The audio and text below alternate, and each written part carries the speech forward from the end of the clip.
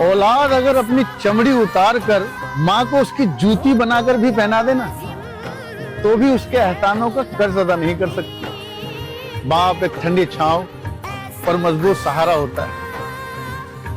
इसलिए माँ बाप की कभी भी याद आए ना तो भाई बहन मिलकर एक साथ बैठा करें।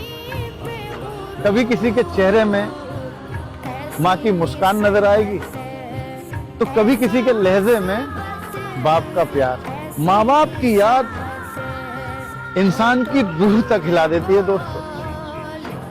इसलिए अगर आपके माँ बाप जीवित है ना तो उन्हें खूब प्यार दो, खूब इज्जत करो, बहुत ज्यादा प्यार करो, क्योंकि माँ बाप से बढ़कर इस दुनिया में कोई नहीं है, कोई भी नहीं।